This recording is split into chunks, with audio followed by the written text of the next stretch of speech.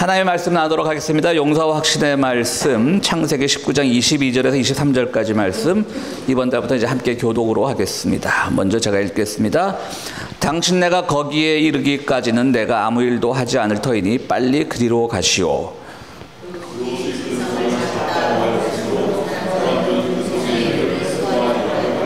함께 하시겠습니다. 롯이 소알에 이르렀을 때에 해가 떠올라서 땅을 비췄다. 아멘. 마태복음 5장 13절 이하의 말씀을 제가 읽도록 하겠습니다.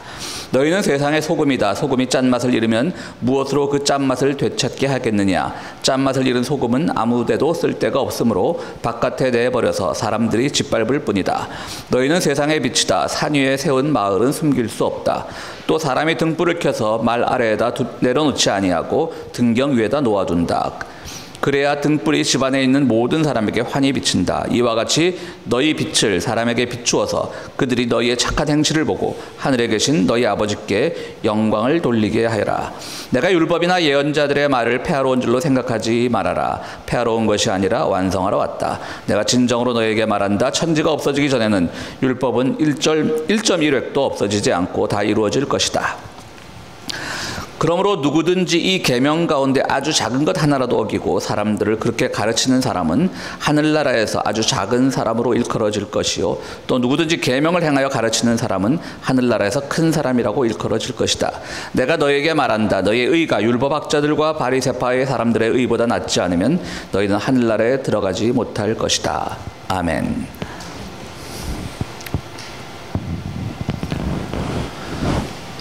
이탈리아는 G7에 속하는 부자 나라이기도 하지만 사실은 이탈리아를 보면 아주 가난한 동네와 부자 동네가 극심하게 차이가 나는 경우가 많습니다. 특히 1950년대까지 이탈리아, 남부 이탈리아, 북부 이탈리아는 좀 잘 사는데요. 남부 이탈리아는 아주 가난한 동네가 많았는데요. 제가 언젠가도 설교 시간에 한번 얘기 드린 것 같은데 행복한 라짜로라고 하는 1950년대의 이태리 남부의 가난한 마을을 다룬 영화를 보면 참 사람들이 좋게 말하면 순박한 거고요, 나쁘게 말하면 어리석은 사람들, 그러니까 지주들이 세상을 바뀐 줄 모르고 그냥 담배 농장이 많은 그런 마을이었는데요. 그 담배를 가꾸면서 아주 쥐꼬리 많은 소장료, 그것도 제때 받지 못하고, 제때 받지 못하니까 또 부자에게 빚을 지고, 빚을 지면 또 이자가 쌓여가고, 그런 식으로 내가 하나만 건너면 새 세상인데 그렇게 살지 못하는 그런 영화도 있습니다. 행복한 라짜로라고 하는 영화인데요. 근데 당시 1950년대 이탈리아를 조사한 어떤 연구를 보니까요, 그 가난한 낙후된 그 마을들이 심지어 TV는 그 당시 당연히 없었겠고요. 도시에나 있었죠. 라디오도 없고 신문도 없고요. 유일하게 그들이 외부 사회의 정보를 얻을 수 있는 것은 마을회관 앞에서 소금과 담배를 파는 가게가 있는데, 그 가게 앞에 딱 관보라 그러죠. 정부에서 발행하는 신문, 관보 한 장을 항상 붙여놓으면 거기서 세상이 이렇게 돌아가는구나 라고 느꼈다고 합니다. 참 재미있습니다. 사람들이 가장 많이 모이는 곳이기 때문에 그런 건데요. 담배와 소금. 그 당시 1950년대 이탈리아에서는요, 소금도 전매품이었습니다. 무슨 말인가 하면 국가가 세금을 걷는 거죠. 우리 왜 예전에 우리 담배 인삼공사, 지금은 담배 인삼공사고 또 요즘은 영어로 뭐라 그러던데, 한국 같은 경우 옛날 전매청이라고 하는 거 기억하시죠? 전매청이라는 이름을 기억하시면 이미 세대가 좀 되신 겁니다. 그 전매청에서 담배도 팔고 인삼도 팔고 그랬는데, 이탈리아 전매청은 이제 담배와 인삼이 아니죠, 소금을 팔았던 거죠. 그만큼 소금이 귀했다라고 하는 겁니다. 그 사람들이 제일 많이 모이니까 그곳에 모였던 것이죠. 그러니까 참 재미있죠. 우리 한국을 보면 그 전매 제품이에요. 인삼과 담배. 한쪽에는 담배는 계속 어떻게 하면 담배를 피지 말고 폐암을 유발하고 그런 거를 더 강력한 그런 경고 문자를 답에 써놓을까를 고민하는 거 하면, 한편으로 또 인삼 먹고 건강해지세요, 인삼 먹고 건강해지세요라고 하는 것이 국가가 두 가지를 동시에 하고 있다는 게 참 아이러니합니다. 그런데 이탈리아 사람들에게는 그 당시 소금이 인삼만큼 소중했던 것이죠. 그만큼 국가가 이건 세원이 된다, 그러니까 세수가 된다, 이게 돈이 잘 거친다라는 생각을 하는 거겠죠. 그렇습니다. 소금 그만큼 중요한 거였던 의미겠죠. 어느 사회든 음식물이 사람들이 조리를 하면서부터 소금의 가치는 누구나 인정해 왔습니다.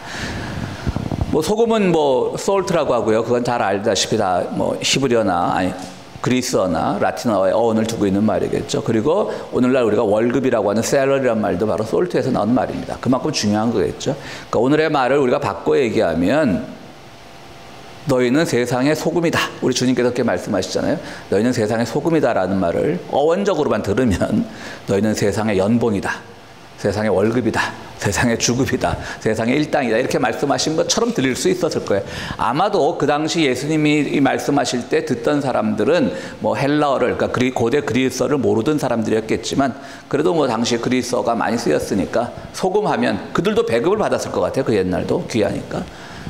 그러니까 예수님께서 너희는 세상의 소금이다 라고 그렇게 말씀하셨을 때 아마도 그 청중들은 대부분 또 뭘 나눠주실라 그러나 또 음식점을 주실라 그러나 좋은 거 주실라 그러나 아마 그렇게 생각한 사람들도 없지 않아 있었을 겁니다. 그러나 주님은 오늘 말씀하실 때에 세상에 가장 소중한 것이 무엇이냐를 우리에게 말씀하고 계신 것이죠. 그래서 소금이 짠맛을 잃으면 어디다 필요가 없다. 너희는 항상 세상의 소금이 되어라고 말씀하셨는데 소금은 다 짜죠. 그런데 짠 것에만 우리가 초점을 맞추면 안 된다는 것이죠. 소금이 짠맛을 잃으면이라고 말할 때 주님께서 말씀하시는 것은 너희 소금이 가진 어떤 부수적인 가치가 아니라 본질적인 가치에 집중을 해야 되는 건데 이것은 월급이랑 비슷한 말이야, 연봉이랑 비슷한 말이야, 뭐 배급받는 물건이야, 세금이 많이 거치는 물건이야, 이게 다 자꾸 다른 것만 생각하게 되면 소금의 기본적인 의미를 모를 수가 있기 때문에 주님은 너희는 소금이다라고 말하는 겁니다. 소금하면 우리나라에서 가장 유명한 일화는 뭐가 있습니까? 우리 민담이라고 하죠. 자린고비 얘기가 있죠. 굴비, 어느 가난한 집에서 구두쇠 아버지가 아들이 셋이 있었는데 어쩌다가 굴비 한 마리 구하면 그걸 소금으로 염장을 그냥 해가지고 천장 위에 매달아 놓고 밥 먹을 때마다 아이들은 얼마나 먹고 싶어서 침을 꿀꺽꿀꺽 삼키겠어요? 그런데 그러면 이제 침이 고이는 거죠. 그러면 이제 식욕이 돋궈지는 거죠. 그래서 그걸로 이제 먹었다. 그래서 우리가 어떤 구두쇠의 상징을 자린고비라고 하지 않습니까? 근데 여러분 이 이야기의 뒷부분이 있다고 합니다. 그게 본래 민담에 속했던 것인지 아니면 누군가가 덧붙인 것인지는 잘 모르겠습니다만은 자린고비 이야기에 이제 뒷이야기가 있습니다. 근데 이 뒷얘기가 저는 참 재밌더라고요. 누가 만약 그 민담에 소속된 것이 아니라면 누군가가 나중에 덧붙였다면 참 지혜로운 사람이다라는 생각을 해봤습니다. 여기 자린고비 영감한테 아들이 셋이 있었답니다. 근데 어릴 때부터 아이들은 맨 처음 울며 불며 매달렸지만 아버지 저거 좀 먹으면 안 되냐고 그렇지만 아버지도 묵묵히 그냥 보면서 먹어라고 했다는 것이죠. 뭐 충분히 이해는 되죠. 옛날에 가난하니까. 굴비라는 구경도 못할 가난한 집에서 그래서 한 마리 어쩌다 생겼으니까 그걸 염장을 해가지고 보여주기만 하고 그리고 그 아버지는 괜히 그러진 않았겠죠. 그렇게 해서 절약을 하고 논 한 마디라도 사고 밭대기라도 사고 이러면서 이제 자식들에게 조금 더 자기보다 윤택한 삶을 넘겨주고 싶었겠죠. 그 집에 아들이 셋이 있었답니다. 이제 아버지는 자린고비 아버지는 돌아가신다면 그 굴비를 먹었을래나요? 그건 모르겠습니다. 그 얘기 그건 안 나오더라고요. 첫째 아들은 이제 그래도 아버지가 그 구두쇠로 산 덕분에 땅을 조금 마련해줘서 이제 조그만 과수원을 하나 받았답니다. 그런데 딱 첫해 수확을 했는데 너무 그냥 그야말로 먹기도 좋고 보암직스럽고 그냥 아름답고 그런 과일들이 주렁주렁 열려서 이제 난 부자가 됐다. 이제 나는 우리 자식들한테 자린고비 같은 건 안 가르쳐준다. 그리고 시장에 나가 팔았는데 하루는 좀 팔리는 것 같아. 그 다음부터는 시장에서 팔리질 않는다는 겁니다. 그 소문을 들어보니까 저 집 거는 과일은 겉에 겉보기는 맛있는데 일단 먹어보면 전혀 맛이 없다라고 하는 것이죠. 거기는 그들이 가졌던 어떤 고생이나 이런 것이 없이 그냥 남이 하는 그대로의 농법으로 했기 때문에 겉보기엔 좋을지 몰라도 겉보기엔 사과처럼 보이고 무슨 참외처럼 보일지 몰라도 맛은 없다라고 하는 것이죠. 참 상징적이지 않습니까? 우리가 뭔가를 절약하고 뭔가를 아끼고 자식들에게 뭔가를 물려주고 이런 것들은 참 어떻게 보면 의미 있는 일이지만 그 과정에서 인간다움을 잃어버린 거죠. 그것이 재배에도 나타나는 거예요. 우리가 자린고비 이야기를 들으면서 누구도 그 아버지를 칭찬하지는 않을 겁니다. 아유 어떻게 저게 구두쇠야 그러지?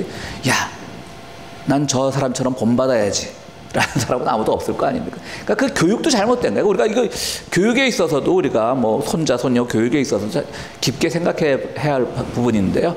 절약하고 아끼는 것은 좋지만 그것이 너무 지나치게 어떤 아껴서 뭘 해야 되겠다 그것보다는 아끼고 말아야지 해서 굴비 한 점을 띄워주지 않았던 그런 교육을 받고 자란 아들은 뭐 성실은 하겠죠. 가난해서 고생해서 성공해야 돼. 성실은 하겠지만 그렇지 못 인간적인 면이 없으니까 그가 만든 과일도 맛이 없는 거예요.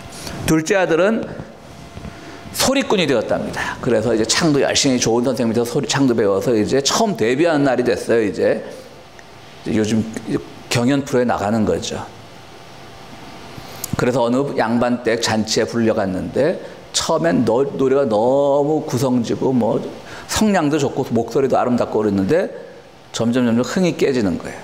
그래서 출연료도 못 받고 양반집 종들한테 몰매를 맞고 쫓겨납니다. 왜? 남의 집 흥을 깨냐는 거죠. 이 노래는 흥이 없어 그러는 거예요. 그러더래요. 둘째 아들도 뭐 첫째 아들과 똑같은 경험을 한 거죠. 참 안타깝던 생각이 들었습니다. 물론 저건 아니고 다 민담에서 내려온 얘기니까 실제로 이런 일은 아니었겠지, 이런 일은 없었겠지만요. 셋째 아들은 뭐가 됐냐면요, 이제 화가가 됐습니다. 화가가 됐는데 또 그림을 너무너무 잘 그리는 겁니다. 그런데 그도 뭐 여러분들 예상하겠지만 실패를 했습니다. 누구도 그의 그림을 찾지 않습니다. 왜일까요? 그 당시에 사진기는 없었겠지만 사진기랑 똑같이 그리는 거예요. 그러니까 야, 네 그림에는 혼이 없다. 그러면서 그 화가를 쫓아냈다는 겁니다. 여러분 우리가 뭐 피카소나 뭐 그런 사람들 그림을 보십시오. 그 사람의 얼굴입니까? 그렇지 않지 않습니까? 그렇지만 사람들은 얼마나 피카소를 또 세계적인 화가로 인정합니까?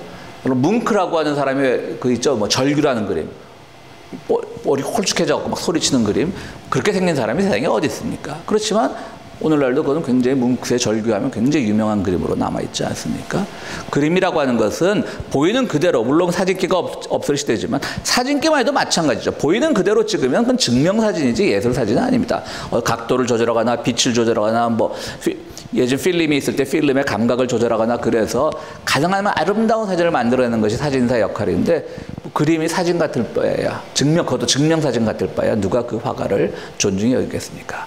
그러니까 짜다고 하는 것, 그것이 정말 아끼고 절약하고 이런 것으로만 인정되면 안 된다고 하는 것이죠. 그리고 소금의 의미를 잘못 이해하면 정말 이렇게 왜곡된 자식들이 나올 수도 있다는 거죠. 그럼 주님께서 왜 소금을 그렇게 말씀하시는가?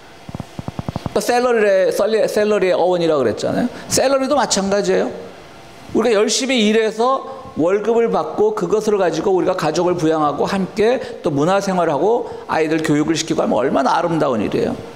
그런데 어떤 사람들이 그 샐러리를 가지고 도박을 한다거나 뭐 이상한 투기를 한다거나 무슨 이상한 데 속아가지고 이상한 짓을 한다거나 그러면 샐러리의 맛이 아닌 거죠. 소금의 맛이 아닌 거예요. 솔트의 맛이 아닌 거예요. 바로 주님께서는 소금이 짠맛을 잃으면 그 말씀하실 때 그 짠맛이라고 하는 것은 그야말로 맛으로 짠 거 그런 것도 아니고요. 정말 소금이 주는 의미가 무엇이냐고 우리에게 묻고 있는 거죠. 소금이 주는 의미는 뭡니까? 첫 번째는 지속성이겠죠. 늘 꾸준히 우리가 어느 음식에 뭐 예를 들어 염장을 해놓으면 참 그 염장의 결과가 잘못됐지만 굴비 염장이에요. 해놓으면 어쨌든 오래 가는 건 맞잖아요. 우리의 믿음 생활도 이렇게 오래 가야 되는 겁니다. 꾸준히. 근데 솔직히 우리가 살아가는 오늘 이 세상이 우리의 믿음 생활을 오래 유지하기 힘든 세상인 건 틀림없어요. 너무나 불의가 횡행하고 공정이라고 하는 것은 사법고시 붙은 자들만의 공정이고 그런 세상에서 정말 하나님 살아계십니까? 라고 되물으면서 교회를 떠나는 사람들이 너무 많은 지금이에요. 근데 뭐 그런 식으로 얘기를 해서 물어오면 막을 어떤 이론도 못 찾겠어요. 실제로 그러니까 제가 봐도 답답한 게 많으니까요. 그것이 오늘 세상입니다. 최근에 제가 이제 이용하는 그 페이스북 SNS에는 한국의 어떤 50대 중반에 초반에 어떤 여성 목사님이 돌아가신 기사로 도배를 했습니다. 다들 그분을 위로하고 저는 그분을 개인적으로 모르지만 그분이 아주 젊을 때부터 활동하던 것을 이제 멀리서 쭉 이렇게 뭐 인터넷이나 이런 걸 통해서 지켜봤는데요. 임보라라고 하는 이제 한국으로 말하면 기독교 장로교죠. 기장 한신계통의 목사님인데 사실 우리도 뭐 우리 교회만 해도 뭐 이 성소수자에 대한 뭐 편견이 전혀 없는 교회 아닙니까? 그래서 저는 제발 좀 우리 용호 장님 계실 때는 제발 좀 주변에 성소수자 결혼식하는 분들이 있으면 주례 잘 못 구하면 나한테 좀 연락해라. 근데 아무도 못 구했어요, 용호 장님이 아직도.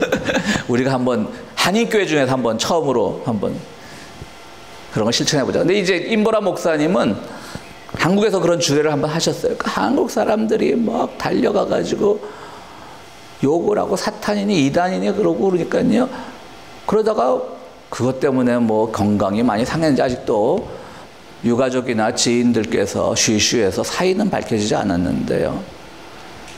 뭐 굳이 밝혀지지 않은 사인을 우리가 밝힐 이유야 없지만 좀 안 됐다는 생각이 들어요. 얼마나. 그리고 유가족 측에서 뭐라 그러냐면 뭐 그분을 추모하면서 뭐 자기들 페이스북이나 이런 SNS에 공유하는 건 좋지만 댓글은 가능하면 댓글 기능은 막아달라는 그런 부탁까지 있었다고 해요. 얼마나 와서 이상한 소리들을 해대면 돌아가신 분을 위로하기는커녕 사탄이 이단이 죽은 것처럼 그렇게 해댔으면 그런 말씀들을 하시겠어요?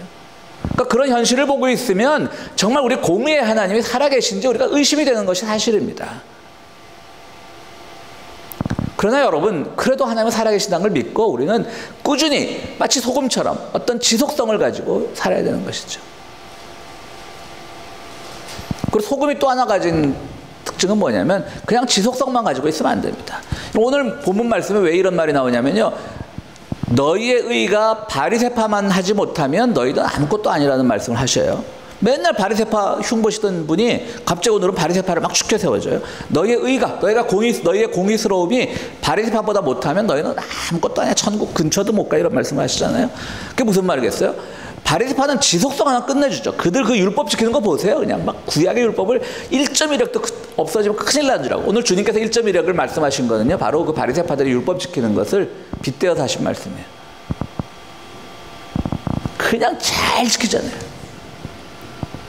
그래서 그거 못 지키는 사람들한테 막 손가락질하고. 그래서 그들에게 없는 것은 뭐죠?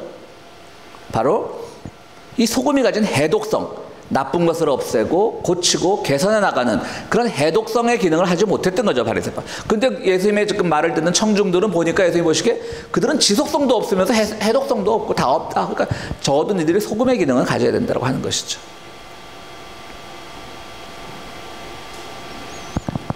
열왕기하 4장에 보면 엘리사 예언자가요, 이제 그 당시 뭐 예언자 학교니까 요즘 말하면 신학교겠죠. 요즘 신학교 학생들도 가난한데 그전엔 좀 많이 가난했겠습니까? 그러니까 이제 들에서 야외 수업을 하다가 배가 고프니까 들에 있는 뭐 약초 같은 거, 뭐 이런 나물 같은 거 캐다가 국을 끓였는데 보니까 도끼가 있는 거예요. 먹으면 죽는 거예요. 그러니까 막 급하게 중지를 시켰어요. 먹지 말라고. 한 학생이 아마 농촌 출신인 모양인 거죠. 저거 먹으면 안 된다고. 그러자 말씀해 보면 엘리사가 어디 가서 밀가루를 가져와서 밀가루 한 점 뿌렸더니 그 나물국에 도끼가 다 사라져서 사람들이 맛있게 먹었다는 얘기가 열왕기하 4장에 나오는데요. 소금의 문화사라고 하는 책을 보니까 그 소금의 문화사라는 책도 있습니다. 소금을 연구한 사람이 쓴 그 책을 보니까 그거는 밀가루가 아니라 소금이었을 가능성이 있다는 것도 있더라고요. 뭐 같이 비슷하잖아요. 멀리서 보면 하얀색에 뭐. 그러니까 소금의 해독성이 있었기 때문에 아마 소금이었을 거라고 추정하는 사람들이 있어요. 뭐 히브리어 원어를 보면 당연히 밀가루로 나와 있는데요. 소금으로 나와 있지 않고. 어쨌든 그런 해독성이 있어야 되는데 소금은요.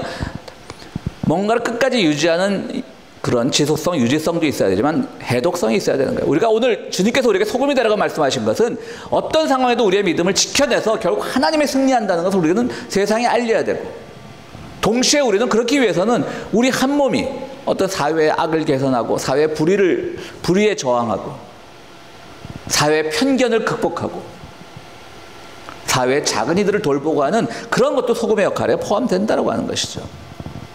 그것이 있어야만 우리가 진정으로 소금이 될 수 있는 겁니다. 짠맛에 그 짠맛이라고 하는 데만 신경을 쓰거나 혹은 그것을 마치 샐러리라고 생각해서 나에게 들어올 이득만을 생각한다면 그건 소금의 맛을 전혀 모르는 사람인 것입니다. 그럼 빛은 뭐냐? 그러니까 성경에 따르면요, 사실은 소금과 빛이죠. 우리는 빛과 소금이라는 그걸로 많이 쓰는데요. 소금이 먼저 나옵니다. 그럼 빛은 뭐냐? 빛은 너희들이 빛을 멀리 비추어서 너희 착한 행실이 보일 수 있도록. 빛이 가진 것은 전파력이죠. 우리의 행실이 전파되는 거예요. 그래서 주님께서 이 빛을 설명해서 뭐라고 말하냐면 너희들이 등불을 켜서 그 천장의 어떤 램프 거리에 등불 거리에 등경 위에 걸어놓지 않고 우리말에는 말에 둔다 그랬잖아요. 그러니까 뒤주 아래, 쌀 뒤주 아래, 우리말로 하면 쌀 뒤주 안에 그 등불을 두면 그게 무슨 의미가 있겠느냐라는 그렇게 말씀을 하시는 거죠. 이거는 뭐 저는 이거 읽으면 참 뛰어난 은유라고 생각을 하는데요. 쌀 뒤주는 뭡니까? 그러니까 그 뭐 히브리인들이 쌀을 먹었는지 안 먹었는지 모르죠. 어쨌든 곡식 보관함이죠. 어떤 우리의 먹거리예요. 그러니까 빛을 비추어서 사람들에게 널리 알려야 되는데 우리의 착한 행실을, 야, 나 귀찮아. 세상 착하게 살고 세상 정의롭게 살고 남의 불의에 저항하고 난 귀찮아. 내 쌀 뒤주만 지키면 돼. 내 밀가루 그 단지만 지키면 돼. 그러니까 좋은 거 그건 그냥 그 속으로 들어가 있어. 이런 은유의 어떤 맛도 있지 않나 저는 그렇게 생각을 해봅니다. 물론 1세기 팔레스타인 가정에 곡식 저장 그 용기 말고는 무슨 가구가 있었겠습니까? 가장 예수님이 눈에 띄는 걸로 말씀을 하셨겠지만요. 결과적으로 그 은유가 굉장히 맛이 깊다는 생각을 해봅니다. 뭐 그 당시에 뭐 침대가 있었겠어요. 무슨 옷들도 없는데 옷장이 있었겠어요. 집에 있는 유일한 가구는 어쩌면 쌀 뒤주밖에 없었겠죠. 뭐 밀가루 뒤주든지. 그렇지만 그 주는 은유의 맛이 있더라고요. 왜 빛을 사람들은 음식거리와 음식도 물론 중요하죠. 우리가 먹고 사는 기본이 되니까.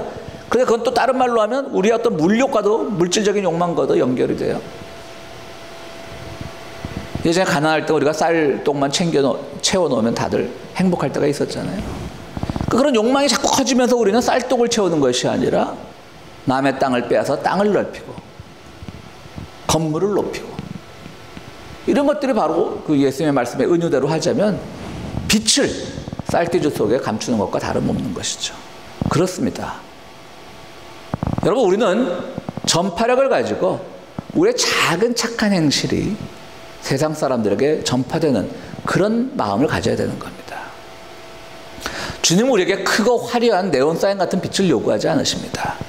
저는 창세기 19장을 읽으면요, 그 잘 아는 우리가 소돔과 고모라가 유황불에 망하고 롯과 그의 아내와 두 딸이 도망을 가다가 롯의 아내가 뒤돌아보면 소금 기둥이 되었고, 이 이야기가 마치 한 2000년 뒤에 오신 주님께서 하실 빛과 소금과 빛의 비유를 미리 알고 얘기한 것처럼 굉장히 두이 흡사합니다. 자, 일단 롯의 아내는 가다가 소돔과 고모라를 돌아보지 말라고 해서 돌아봤어요. 그 사람은 거기에 있는 욕망이 그리웠던 거죠. 롯의 아내는. 근데 그 소금 기둥으로 바뀐 다음에 어떤 이야기가 나오냐면 롯이 막 산을 넘어가고 있는데 뒤에는 막 불이 타겠죠. 돌아보지 않으시면 느끼겠죠. 뭐 한 마을이 막 천둥번개로 불타는데 그 불빛이 뭐 뒤를 돌아보면 보이겠습니까? 근데 저 멀리서 작은 불빛이 보여요. 그래서 그 마을 이름을 일단 소알이라고 지었어요. 그건 작은 동네라는 뜻이에요. 그래서 그리로 가서 목숨을 구합니다. 그러니까 우리 하나님께서 주시는 빛은요, 큰 빛이 아니에요.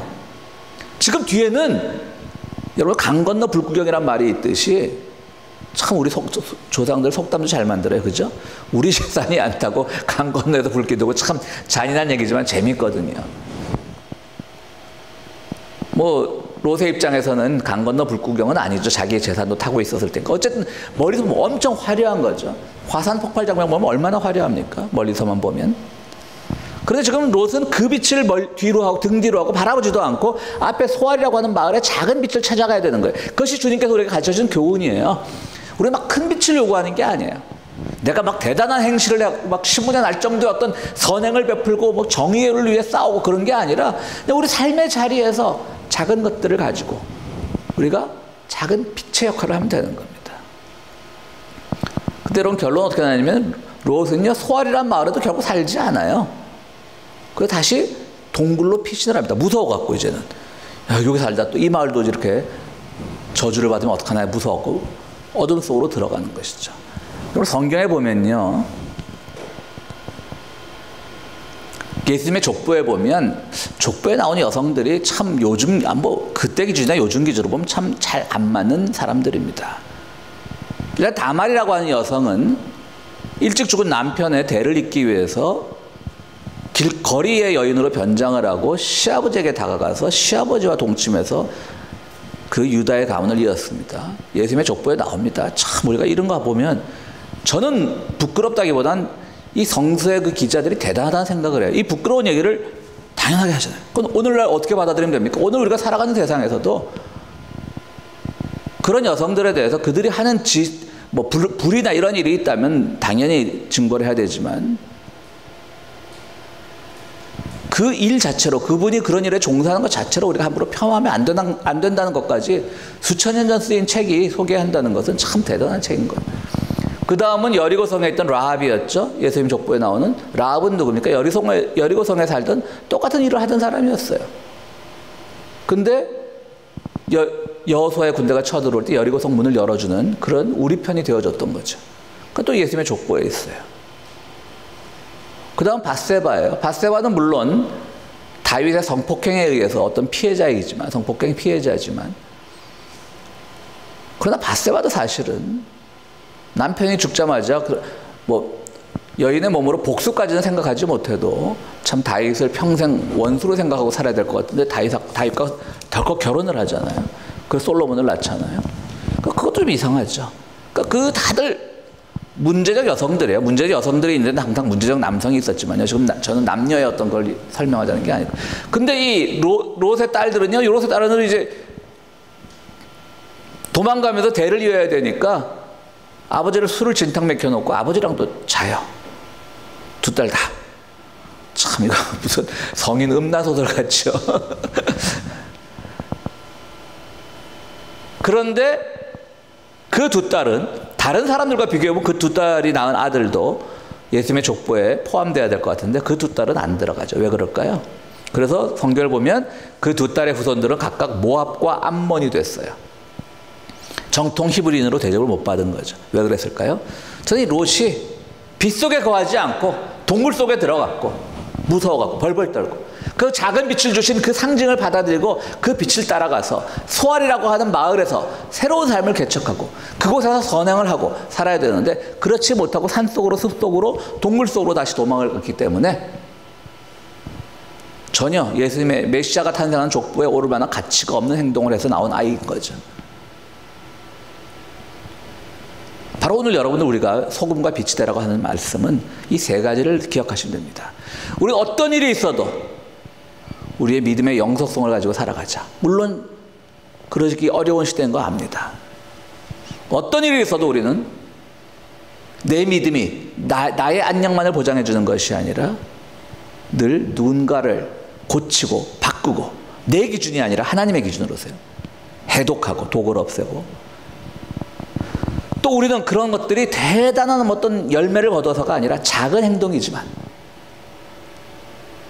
내 의지이지만 작은 배품이지만 작은 나눔이지만 아니면 그것조차 할 수 없으면 누군가의 생각이 옳다고 생각할 때 그를 위해 기도해주고 그와 함께 연대해주는 것만으로도 우리의 빛은 비록 소알 마을에서 나온 작은 빛일 수 있지만 세상 끝까지 퍼져간다는 거죠.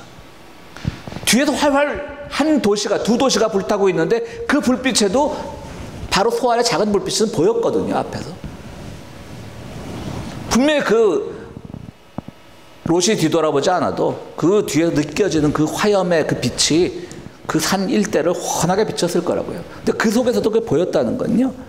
그만큼 우리의 소중한 빛이, 작은 빛이 소중할 수 있다는 겁니다. 오늘 우리는 소금과 빛이 되라는 것들을 너무 우리에게 무거운 짐으로 생각하지 마시고요. 우리의 믿음을 지키는 일, 우리의 믿음이 무엇을 해야 되는 일, 그리고 그 결과가 우리 이웃들에게 널리 전파될 수 있는 일, 그것을 생각하면 우리는 충분히 소금과 빛의 역할을 다할 수 있는 겁니다. 우리 사랑하는 평화의 교회 여러분들이 늘 소금과 빛의 역할을 다할 수 있는 그런 주인공들이 되기를 간절히 바랍니다.